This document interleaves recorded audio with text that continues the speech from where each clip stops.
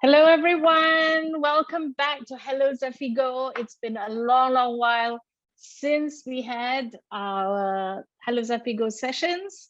So it's a great pleasure to be back with you in 2022. And we are going to kick off with some really interesting conversations today. Now, we are going to talk about the city that we are in, which is KL right now. I don't know whether any of you on Instagram follow an account called Daily Overview. The Daily Overview likes to post pictures of cities and places from above. And the other day they posted what do you call it? Time-lapse video of KL, where they showed the growth of KL from the 1990s to today. And they said that KL has grown sixfold since the 1980s. And now KL covers 2,800 square kilometers, which is huge. You never think that we were huge, but we are. And the thing is, when cities expand like that, what we forget about and probably neglect very often is the heart of the city, which is downtown KL, where it all began and where most of the history of the city is. So this year, Zafigo is partnering with Think City, which is a government agency, where we want to help locals and travelers alike discover and navigate downtown KL better and more safely. And we're doing so in the form of published guides and listicles, as well as hosting talks like this, where we talk to people who really know the heart of KL, really know downtown KL. If any of you have not been down there for a while, you'll notice that a lot of old buildings have been demolished, but at the same time, a lot of restaurants and cafes and shops have opened up, making the whole area, particularly around Petaling Street area, very Instagrammable. And so a lot of people are now going around taking photos of themselves, which is great, which brings a lot of life back to that area. But what we're not sure is whether they know the history of that area. So today we have someone who really knows a lot. She's Jane Rai, who you see on your screen. And Jane started off in periodical journalism in London. And then she changed and got into tourism in way back 1989, yeah, Jane? And she's the founder of two walking tour brands, Free Walk KL Unscripted, and she'll tell you why it's unscripted, and Kuala Lumpur Heritage Walks. And what she does is she takes you around those areas and tells you lots and lots of stories. And believe me, Jane has plenty of stories. So we'll only hear a tiny bit of her many stories today, and they're all interesting. So before I start talking to Jane, I just want to tell everyone that this time we're going to have something special, and it's thanks to Jane, right? We're having a lucky draw at the end of the program, where we will have 2 pairs of vouchers for a complimentary weekday lunch at Cosmo Hotel in KL. And Cosmo Hotel, of course, is in downtown KL, so you'll have to go down there. And we'll select the winners at random at the end of this conversation, at the end of Hello Zafigo. So do stay on, because you might be lucky. So now, hi, Jane. Hi, Jane. I can't hear you. I think you have to put yourself on. Hello, everyone. Hello, Marina, everyone at this space. Wonderful to be here. Wonderful to have you. Wonderful to have you. Thank you. I'm really honored to be here today. It came as a surprise, but I'm excited, and at the same time, giddy up. Okay, so you're getting an idea of what Jane is like, right? If you ever go. So Jane, tell me a little bit about how you got into being a tour guide and really what makes a good tour guide, because it's very hard for people to choose, which tours to take. Absolutely. Well, thank you, Marina. I guess I got into this profession purely because of curiosity, really, and partly because of inspiration. It all began, this whole idea of tour guiding really got into my head when I was a student in the UK. And everywhere I went around the city in London, I would look up from the train or would look up and see some of these fascinating structures, typically the building. And I was always very curious as how did they do all this? Look at all the embellishment, look at all the beauty and the lakes and the parks and, sidewalks. And I'm talking about this in the 80s. That really fascinated me. And I had joined some of the walking tours that were there at that time. And I was so inspired by this individual people, whether they were from the university who would do a simple tour. And I was just amazed at how they can remember facts, figures, data, and more importantly, be able to tell stories.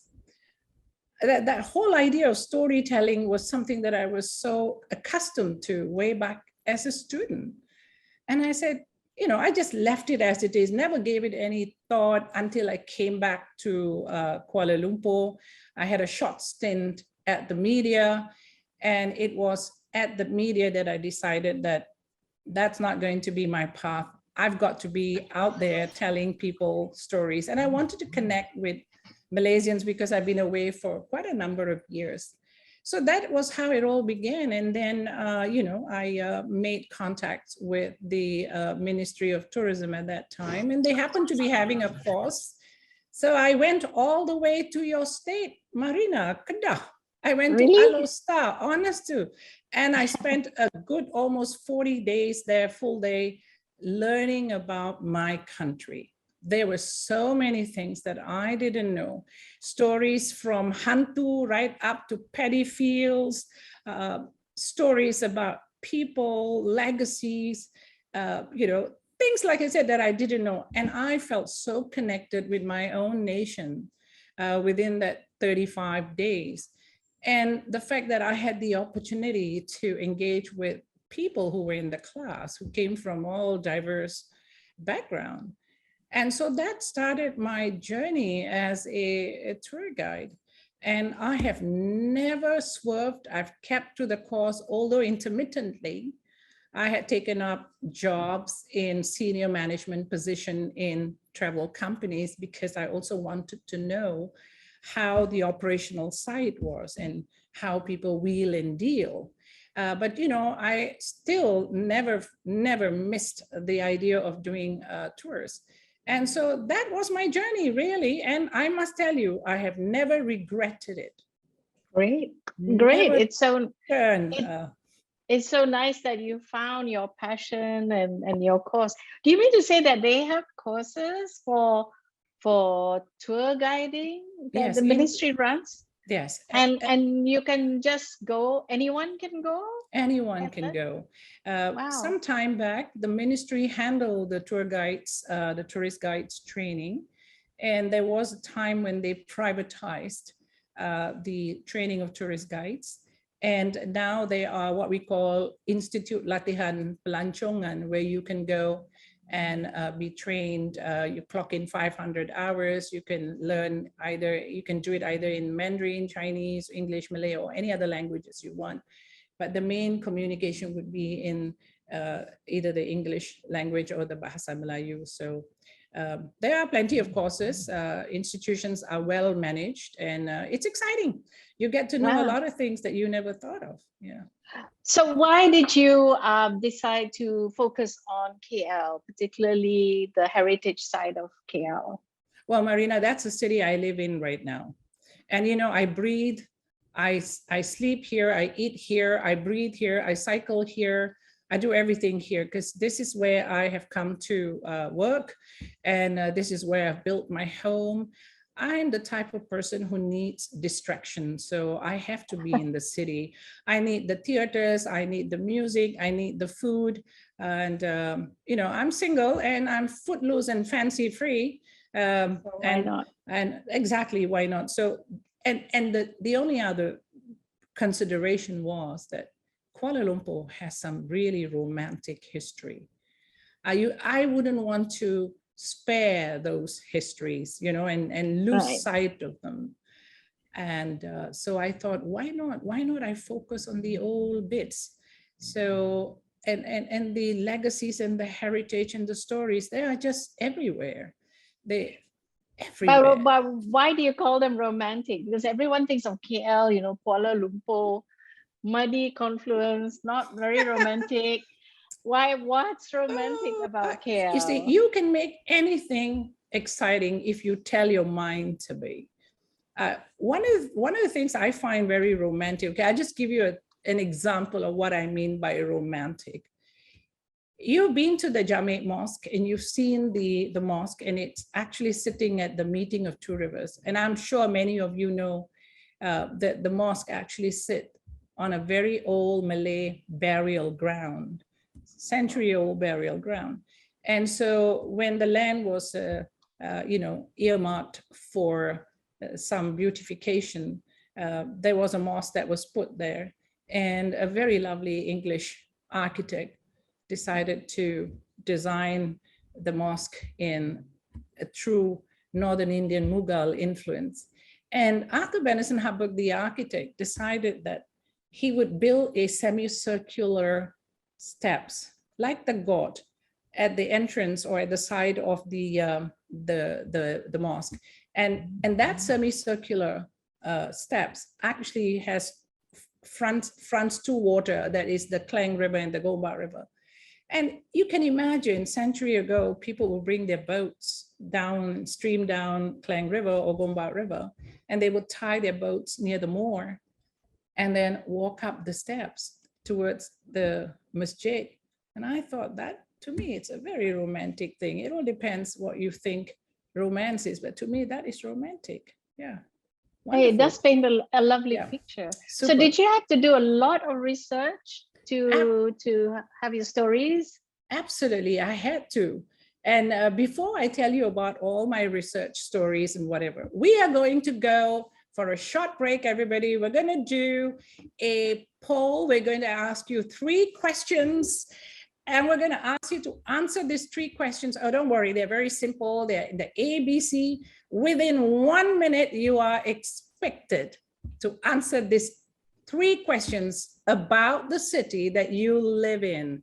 So here you are, your first question.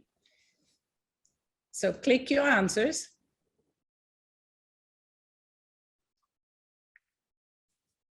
Are they clicking, or anyone? Are they clicking? I don't know. Maybe I should do it.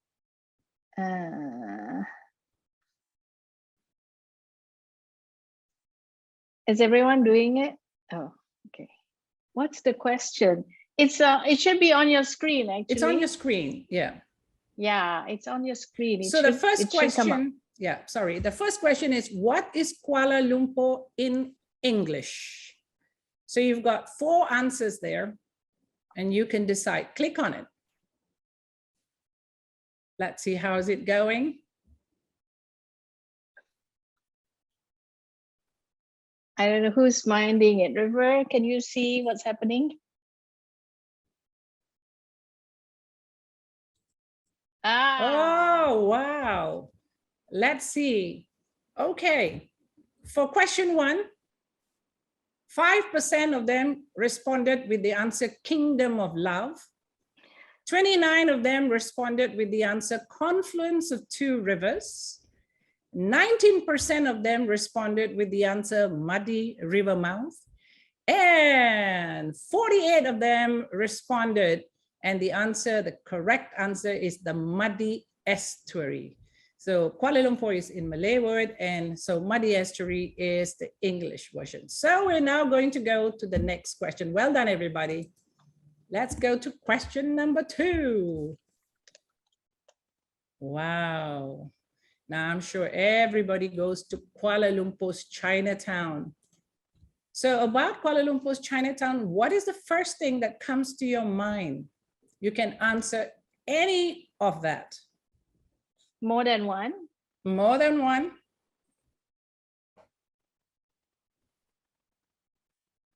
Okay. No, it won't let you do more than one answer. Any answer will do. Okay. Even I have to do that. Let's see.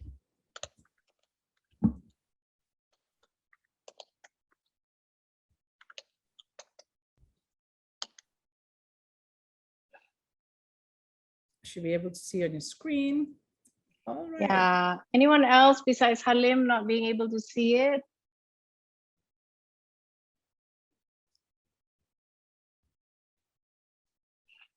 Okay. All right, here's the Wow, 74% think that Chinatown is only associated with Petaling Street. This is amazing. And 74% Petaling Street. What I like is the fake goods. 70% think it's fake goods. And 4%, amazing, responded with the answer diversity or diverse society. And about 4% only talked about Chinese food. Maybe this is because we don't have many Chinese audience here today. Is that so? That's amazing. Anyway, we'll talk a little bit about Chinatown later and why it is completely different from Petaling Street. All right, question number 3, the last one. Let's see. So what was originally the site at Dataran Merdeka used for? Originally, what was that before it became Dataran Merdeka or Independence Square? What was the area used for? Wow, let's see. Okay.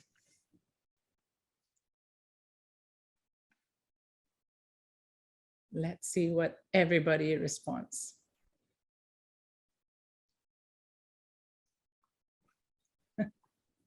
Oh, wow. Oh, wow, this is amazing. Okay, here are the responses. We had 4 different answers. We have vegetable farm. 18% of you responded and said that's a vegetable farm. This, I think only tourist guides will know lah. The police training ground, 0. Nobody responded, but it was also used as a police later. But 68%, that's remarkable, responded with the answer cricket field. Amazing. And 40% responded with the answer swampland. So the correct answer actually is the vegetable farm. It was a swampy vegetable farm. And that's where all the food came, you know, the daily needs and wants of the community about 160 years ago. All right, so well done, everybody. That was a little teaser. I hope you enjoyed that. So we'll continue with our conversation with the wonderful Marina. Thank you, Jane. Well, I learned something new. I never thought it was a vegetable farm before, for sure. Definitely thought it was just a cricket field.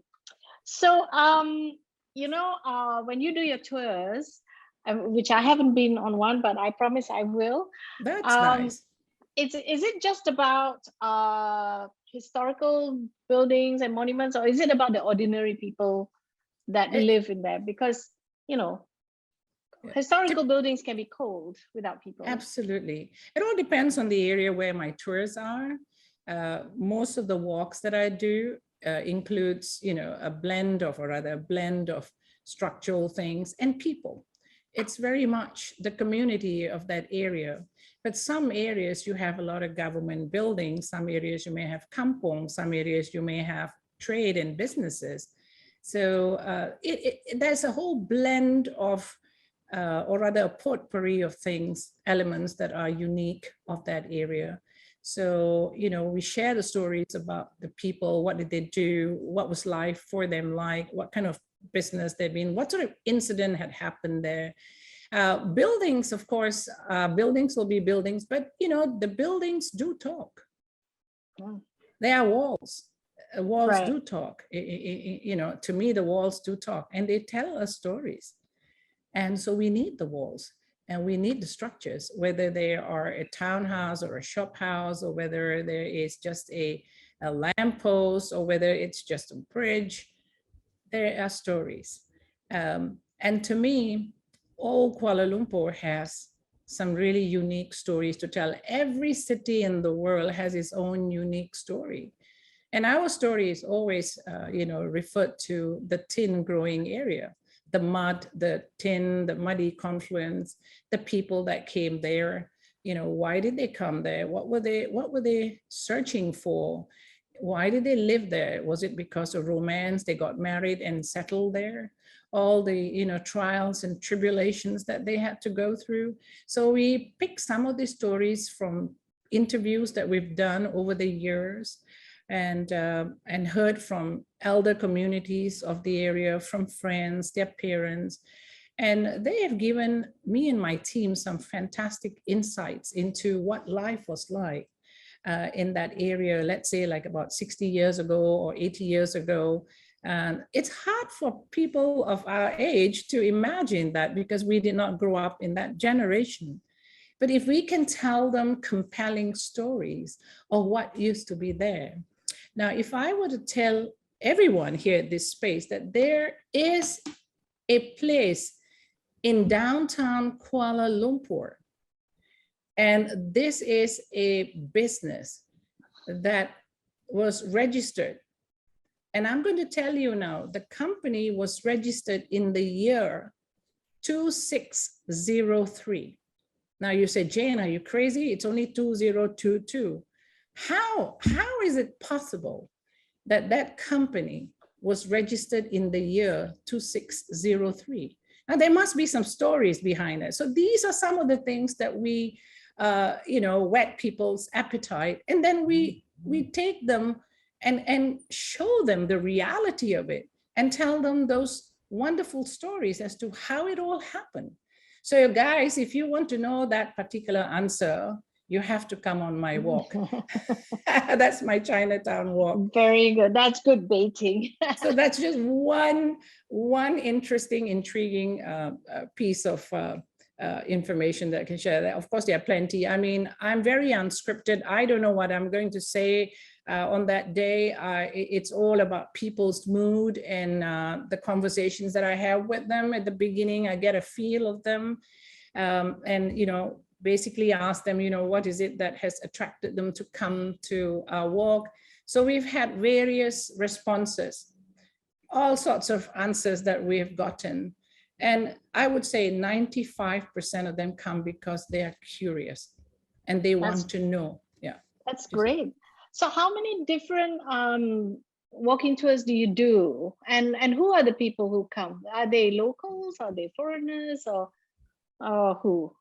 At this moment in time, I'm only doing 2 because of the COVID. You know, I must tell you, Marina, I started just before the COVID began. The Free Walk Kuala Lumpur Unscripted brand was created to capture the local market and to allow people to experience the walk without having to cost them a bomb. We made it affordable for them, so we went on this tip base. I will be adding more tours. Actually, I have about 6 more tours to add, including a spooky tour. So we're working on that one.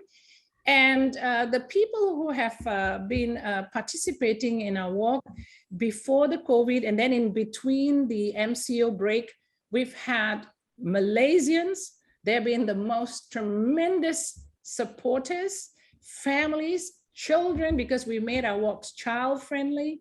And we want people to learn about the history of KL. We want them to understand the value of heritage. Then we open it up to everybody. So we've had local Malaysians support us, and anyone from international countries who are living here, it could be the expats Many of them have come for a walk. And now recently we've seen people booking from Brazil, from Spain, from Denmark, from Holland. We've seen them booking. So, I mean, the border is open. So it's a healthy sign. And of course, we're very anxious. We will wait until the end of the year to see how the response is. And we typically want to keep our group size small so that we can have better engagement with everyone.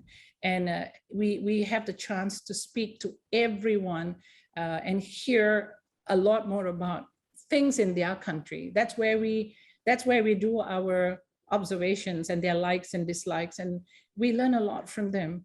And we're learning every day on the tour. We're learning from people what their thoughts and value, but they love what we do. They love what we have here. They admire, but sometimes they can be quite critical, especially if we don't take care of our buildings. Right. No, that's really something. I mean, so during the COVID time when we all had to stay home and nobody came and all that, what did you do? Oh my God. Because you're so dependent on being out there, right, with people. Absolutely, Marina. You know, the COVID literally brought everyone to their knee. And the people most impacted were the people in the tourism sector, whether they were in the hospitality or whether they were the tourist guides who were providing interpretation skills and services. That was one very tough battle. And as I know that many tour guides were sitting at home, and a lot of them decided to do interesting things. But me particularly, I was twiddling my thumbs and I was getting nervous. And I started looking around, talking to my friends abroad. I have many guides who live in different parts of the world. And we exchange thoughts and ideas and what's happening in the country. And they told me they have actually started doing virtual tours. And, we were sharing notes as to what type of virtual tours were possible. I was curious. My curiosity just sometimes get the better of me. And I decided to explore that. And with a little bit of good luck, I would say, and with the network that I have built, this is why, the power of networking is so amazing. And a local company called Loka, they actually were an online platform provider. They approached to me and said, you know what, Jane, now that it's lockdown, have you thought of doing virtual tours? I said, what have you got for me? What can we do? So he said, we've got the technology and you have the content and the intellectual property, and you can do the interpretation. So we sat down and we spoke and we got everything done within 2 weeks. And so we used the virtual reality technology without me having to go out with my gimbal or my camera and do live streaming. I thought we will try it. I had no idea, the foggiest idea of how it was going to work. It was all very new for me. But you know what? I was very persistent and I said, you've got to show me everything so that I understand what this is all about so that I can then deliver it. Then came the question about, okay, the product is there. How am I going to market this? Who's going to buy into? Who knows who Jane Rai is? Do they know that she has a virtual tour? So I decided that the 2 walks that we had, we digitalized them in the virtual reality format. And I learned a lot from my photographer. I learned a lot from the people who were doing the images and how they operated, how they stitched it.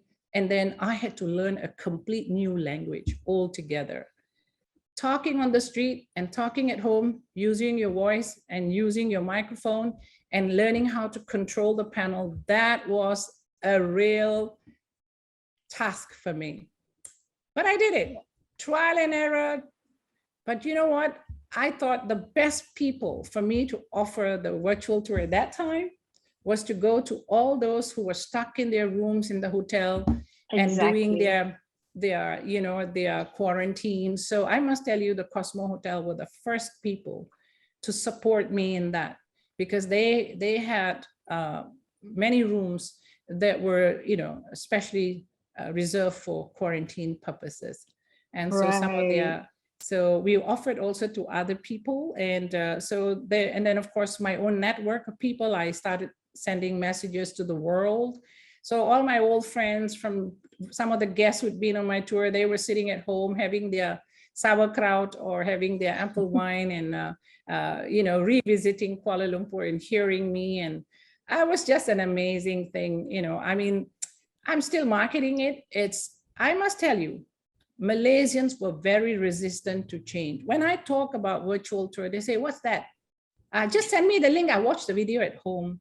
They have no foggiest idea of how virtual tours have evolved over the years. It's even becoming more sophisticated. Common. Yeah, Yes, absolutely. yes. And Marina, whilst I was hibernating at home, I took opportunities to support all my tour guide friends from Peru to China. And they were all doing virtual tours with companies. There were so many companies in Europe that was mushrooming and setting up online platforms. And their first partners were tourist guide. How cool is that? And it was the tourist guide worldwide who were promoting their own neighborhood, their own country to the world. They were not involving any government agencies at that time. It was these tour guides who were the true mini ambassadors. And so I went a total of about 212 places. Wow. All from that's terrific. all at home. But I also spent a lot of money because I tipped them. Everybody, I tipped them and I gave them reviews. Wonderful. It is just amazing. I would have never thought of seeing the Great Wall of China or even going to some remote place in Kenya or even in Mozambique or, go up to Machu Picchu and see the winter solstice. It was just unbelievable. So I think I think one thing we have to be thankful for with the COVID pandemic was that it forced us to learn new technology. Absolutely. Leapfrog. We had no choice. And it opened up literally the whole world for us. I'm enjoying that now, Great. Jane, it's now Q&A time. So all our guests here, if you'd like to ask Jane a question, please put it in the chat box. And also those on Facebook can also put their questions in the comments. So there's already one comment from Facebook. Let me read it out. It's from Shamin Shaima, who says, love Jane's tour. I don't look at the buildings or spaces around KL the same way. Absolutely jaw-dropping with so much to learn. Can't help but love the city even more thanks to Jane. Wow. That's not a question. That's just praise. And thank you so much. Oh what testimony to your skill, Jane? Oh, I think Charmaine I think she must have been one of the participants who come on my walk, I believe. Must be. How else would she know you? And you obviously did a great job, if you make people love KL even more. So everyone else, if you have a question for Jane, please do put it in the chat box and I'll read it out. Or if you're watching on Facebook, please put it in the comments. And meanwhile, we can keep on talking. Yeah. So, Halim has asked a question. Halim is always full of questions. What's the rates for the walking tour? Is it affordable? What is it? Halim, the brand called the Free Walk Kuala Lumpur Unscripted. We started the business model on tipping basis. So we give people a guideline of how much they can tip, and so that it's affordable for everybody. And so, it has been very amazing to have that concept going, and it's been 2 years and we see it's very welcoming. And we start telling people it's only 30 ringgit and above. I mean, come on, don't tell me you can't afford 30 ringgit. Considering the investment our guides have made, thousands and thousands of books, the interviews, the time that they've read, and we put them all in a very nice nutshell and make it easy for you to hear, but more importantly, to have conversations with you. And then we have another brand that's the Heritage, Kuala Lumpur Heritage Walks. That one is meant for international market, and travel operators who want to support and sell our tours. That one includes all meals, and all the meals that we do, we support restaurants that are managed by women, and they practice zero food waste, and we don't want to waste food. And so, we try to support the domestic market, and also all entrance fee. So that one, of course, the prices are invariably much higher because it goes on per person basis. So these are the two brands that we have. We will be strengthening this brand. We will be adding new things. But our specialty will be save the planet, walk on foot, keep yourself healthy. And walking tours are the best way to make friends and to get to know each other, and save the carbon footprint. Well, I don't know. I mean, at my age, if I can walk, I don't need any transport. I don't drive, Marina. I've never learned how to drive. Wow. I don't even have a driving license. Wow. And I wrote a piece at one time that I failed my driving license 13 times, that I will never do it again. Well, and it's a good thing we have, LRTs and all that. Although, today people have been complaining about how they're not working so well. I think people should walk everywhere. Yeah, I think so. But then we have to make it a very walking city, a walk-friendly city. Absolutely. I think that's important. Okay, there are other questions. How do we book your tours? Are you online? Do you have a website? Yes, we have I think in Zafigo, they've put all our links there. We have a Facebook called the Free Walk Kuala Lumpur Unscripted that's active. The other one that we have put it on hold for the time being, and that is the Facebook name, Free Walk Kuala Lumpur Unscripted. It will give you a link straight away to our website as well, which is the same name. We've made it simple. Right now we are on Facebook. We will soon go Instagram, TikTok, maybe. Finally, join the 21st century. So everybody does that. But I must tell you, Marina, I am a dinosaur when it comes to all this. But at my age, I had to learn. I hated Facebook because I always thought that people were just so boring, and they were posting all their food, what they ate every day, where they went. I just found that unthinkable. But I never knew that I had to then change my mindset and make the change and make that change. It was just unbelievable. You have to. I otherwise I think you just can't cope with everything that's happening. Yeah. So another question: any plan to expand the free walk routes aside from East-West connection in Chinatown? Okay, this is someone who has researched what you. Definitely, there will be. So look out for that. Don't want to tell you now. Look out for that. Yes. No, looking forward. Yeah. Another question: would you be expanding to other towns like Ipoh, Kuala Kangsar, Melaka, JB? I have plans for Ipoh and Penang. Oh, cool! It will all be the unscripted. Wonderful. That sounds so great. We work with partners over there, and we will ask them to carry the same principle. And of course, that will take time, and it requires a lot of collaboration work and a lot of research work. That's the question you asked me. How much time do I dive into my research? Oh, every day is a research time. Every day is a storytelling time. I read a lot, and I'm very curious, and I love to read any books that come by my way. I don't know how many thousand books I have in the house. I don't know what I'm going to do with them. We can see them behind you. That's just one of I made my apartment into my home office, small office. And so this is where I do my virtual tours, and this is where I sit down and work. And oh, you're still doing your virtual tours? I do. I get people booking the tours, families, kids, architects, students, town planners, anyone. Oh, great. So you're in real life and IRL and online. Yes, the in-person tours are, of course, everybody say, oh, I don't want to do virtual, it's no fun. I want to be out on the street. Hey, but if the border is closed all year for a few years, what are you going to do? exactly, you'll be shifting exactly. towards, I think Marina, you're so right. We've all gone so digital that everything that we do now, meetings, we're all connected digitally. And it has Yeah, brought people so much closer.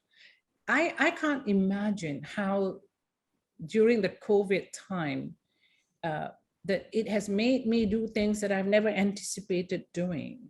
yeah, Um, exactly. Same so here. Zafigo, we used to have events, big events we call Zafigo X. And of course, when the pandemic came, we obviously couldn't do that. So like everyone else, we went online. So we started Hello Zafigo so we could talk to interesting people like you. thank you so And we much. started a podcast on books so we could travel the world through books. And it's for me too, it's been a great, great, great learning experience. It has Yeah, been. It really yeah. has been. But Marina, So go yeah, ahead. Coming down no, to no, no. this downtown concept, Yes. you know, over the years, because downtown is very new to me. If I'm talking about my experience as a tour guide who's been practicing walking tours since 1993, because that's when I started doing many, many different walks. But the most popular one was at that time, the Chinatown walk, because the market was there. We offered food to all our international guests, and we were able to walk around very peacefully. It was almost like a sleepy hollow in some quarters of the area, and we walk along the back lanes. Over the years now, what downtown or Think City has done has made some part of the area that we have featured a little bit more comfortable for us to have access to, and beautified the area, and brought in and drawn in many, many locals to that spot. And one of the things that attract young millennials today is this very flimsy thing called Instagram. Everywhere And Instagram. They're taking lots of pictures, but they have no clue what that picture is all about. They're yeah, standing next to an artist's impression, but they have no idea what it is until someone highlights it to them. So my message to everybody: when you go to all these places, be a little bit busybody lah, find out lah a little bit, why did these people do that? Who decided to put this there? What is the story all about? And I can tell you, if they have an emotional connection to the places, and then they begin to value the heritage of that area. It can be their personal heritage, it can be the nation heritage. Everybody must know their heritage. They must know where they come from.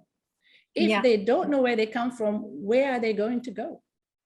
And yes, so if they can appreciate all things heritage, be it old buildings or just tangible or intangible, they will have this thing in their heart to say that, what, we should preserve it. That should not go down. They can then lend their voice. And this is what we do by telling them stories, is to let them appreciate the value, appreciate what we have, so that they can also support our message to keep Kuala Lumpur's heritage alive. And again, it's all about our interpretation. yeah, But I must tell you, the message that everyone has given us, I get lots of reaction when I show them my old photos, because I've been collecting old photos since I started guiding, way back. And I thought it would be good to show them, if you're standing here and have a look across, this is the view 100 years ago. Would you prefer right. to have this one or prefer to have that one? And I get people saying, Yala, why did they tear that building down? Why couldn't they have kept it? All the why? And sometimes it's very hard for me to respond. But I must say this, that even my team of guides enjoy the making of the downtown KL, and that 1 kilometer or the 100 meters of area from the meeting point of two rivers, the concentration there, and it's amazing. I mean, to me, one good example of how downtown KL has been useful to us is the northern part of Chinatown, where the Balai police area is, and this whole making of Kwai Chai Hong. I thought that was brilliant. You know, there was this group of people who had this wonderful idea. I'm sure everyone took some risks like we do. So we try to incorporate in our trail some of the projects that downtown KL has initiated or embarked on, but they may not necessarily be all of them. They could be some of them, but they need to work with their partners and maintain those places. If they remove anything, please put it back, because people want to go and see it. Yes, and exactly. don't wait so long, because you will lose people's interest. But the downtown KL is quite exciting. Yes, There's so much initiative, so much grants given to help people. And I think everyone should, who has this interest, go get it, work on it, and make it happen. But for me, it was my passion. It was my interest. I funded it all myself. And I had guides who had similar passion. We said, let's go for it, man. We're not going to wait. We never waited. No, that's good, because I think, if we keep waiting for someone to tell us to do something, it probably, won't be the same, because you don't have the same passion. But when you do it organically, I think it's great. Yeah. So I just want to ask you our last question, because after that we can come to the lucky draw. I think everyone's waiting for the lucky draw. Can I be part of it? I'm not sure. But I'm sure you've learned a lot from doing your tours, and you've met a lot of people. I love the fact that you interact with your tour participants, and it's not like someone waving a flag and bringing this swarm of people around and not really able to chat with any of them. I love that fact. So you've been through a lot of this, and what advice from all that experience? Pick one, Jane. Pick one. Oh, that's going to be tough, Marina, because I have plenty. What would it be if you had a life lesson? What would that be? Well, if I were to look inwardly, the one word that resonates really strongly for me would be to be resilient. Really be resilient. And there's a lot of inference in that word resilient. And people need to understand what it really means. And it takes a lot of character to be resilient. Takes a lot of knowledge to be resilient, and patience, and believe in yourself. And so resilient would be the top of my list, honestly. That's a really great word, because I think we've all had to learn how to be resilient with the pandemic and everything, because if you don't know how to bounce back, it'll be very, very tough, because nobody saw it coming, and nobody expected what it would do to the whole world, and you just had to learn how to bounce back. So I think resilience is a very, very good word. So we're coming almost to the end, believe it or not. We can keep chatting on, but I just want to remind everyone that there's a lucky draw, and we are going to choose people via the only Zoom. I'm afraid we can only manage it through the Zoom platform and not Facebook. Sorry, Facebook people. And they are going to get this lunch vouchers, right, from Cosmo Hotel. Thank you, Cosmo Hotel, for being so kind. So we will announce the winners, and we already have them. And we will contact you on email to give you your vouchers. And I hope you really have a good time having lunch So I'm very, very happy to announce, or do you want, can you see the winners, Jane? No, I think you can announce. I think that would be awesome. Okay, the two lucky draw winners, the winners of the Cosmo Hotel lunch vouchers on a weekday, are Kamjit Kaur. Do you know Kamjit Kaur? Oh, I think Karanjit came on my walk. Kamjit? I think she Yeah, came on must the be. KL weekend walk. Yes, I think so. Must be. That's why she's here. And the other winner is Yok Mui. Do you know Yok Mui? No, I'm afraid No. not. Well, great. That's great. So Kamjit and Yok Mui, we will get in touch. Maggie from our Zafigo team will get in touch via email. So I hope they have your email somewhere. Must be when you registered. And you can enjoy your lunch at the Cosmo Hotel. So now, before we end, we always do this. We do a group photo, very Malaysian, do group photo. So can everyone please switch on your videos so we can see you? Absolutely. And all 30 of us, or 29 or 30. Let's see, where are we? I'm gonna put that on gallery. Oh, Yay! that's Cecilia. Oh, now I see more Awesome. familiar faces. Wow. Hi, Kak Asma. Oh, is that Dr. Asma? Yes. Oh, yes. Dr. Asma is amazing. She's the one who's been teaching me a lot about cultural diversity, and has made me understand, all that perfectly well.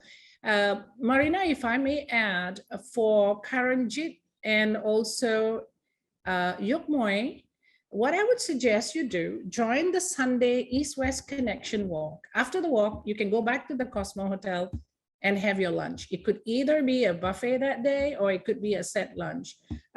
It depends what they have that day. So book it with us and join. And don't forget to invite me and Marina. You've got one voucher for 2 people. Hello. Yes, please. But I thought you said it was a weekday. It's a weekday. Voucher. Oh, sorry. But yes, I forgot it's a weekday. See, having too much fun right now. It's just one of those things. Awesome. Okay.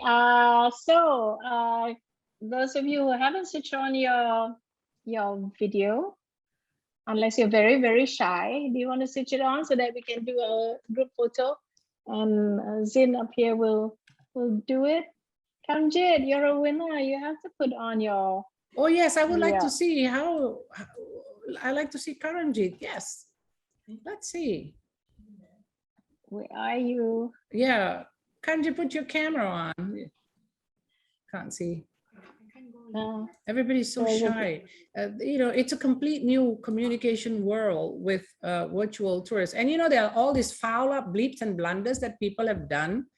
With virtual tours, it can be hilarious. Yeah. Not to mention embarrassing as well. Oh God, tell me about that. Okay, we're going to take the photo now. So everyone with your best smile. Okay, 1, 2, 3. Absolutely. 1, 2, 3. One more. One more crazy one. Okay. Now, did we get everyone on this page? Yes, we got everyone, right? Yeah. All 25 now. Oh, some people have dropped out. Super. Well, so Marina, just before we put this to an end, I wonder if you and many others have heard of this particular song called Downtown by Petula Clark. I think that was a very popular song in the 60s and 70s, I believe. Yeah. And it has wonderful lyrics to it. And if I may just read the little bit of the lyrics, and then Marina, you and I can hum it for everybody until they drop off their chair. So it says, when you are alone and life is making you lonely, you can always go to downtown. Yeah. Let's have a sing along. Let's have a sing along. Okay, ready? Everybody goes. When you're alone and life is making you lonely, you can always go Downtown. Downtown. Very good. When you got worries, all the noise and the hurry seem to help, I know. Downtown. Just listen to the traffic in the city. That's enough for me. I Go don't on, remember go on, the go rest on. of it. I Yeah, I Wow. love it. I I've love forgotten the lyrics, really. Yeah, Yeah. Petula Clark. Go and look Absolutely. up on I'm going to Spotify. hunt it on Spotify. Yes, yes. Yes, yes, yes. It says, linger on the sidewalk where the neon lights are pretty. Pretty. How can How you can you lose? lose? Oh my The goodness. lights are much. Da, da, da, da, da, da, da, da, da. Only old people will know this. I love that. My Zafigo team, who are all very young, I don't think they know. They might not know this.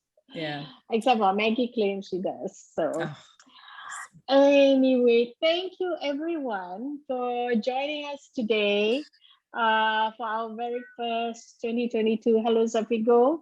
I hope you enjoyed it. We will certainly have more.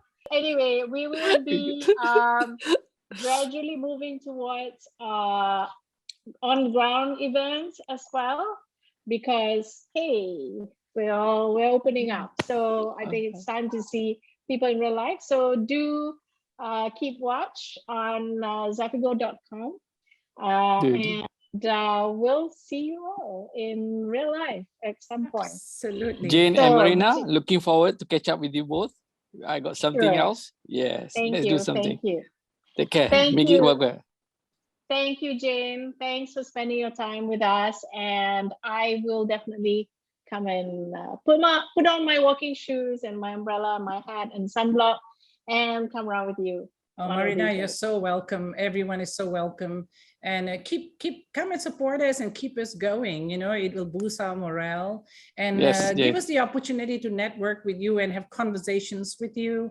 And I also want to thank Marina and the Zafigo team for being absolutely on the ball and for giving me this opportunity to connect with all of you. I've had a great time for the 1 hour that we've been here. And let's keep downtown KL alive. Let's keep it exciting. Go and support the community there. And whether it's for right or wrong, go there. Just go there. Thank you so much. Bye. Thank you, everyone. And see you next time. Bye-bye.